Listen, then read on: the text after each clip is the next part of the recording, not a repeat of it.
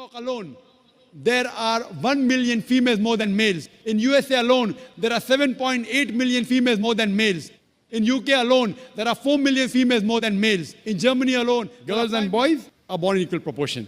But any medical doctor, any pediatrician, any children doctor will tell you that the female sex, the female child is stronger than the male child.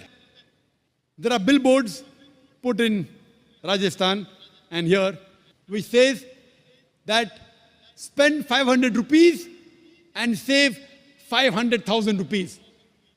You know what does it indicate?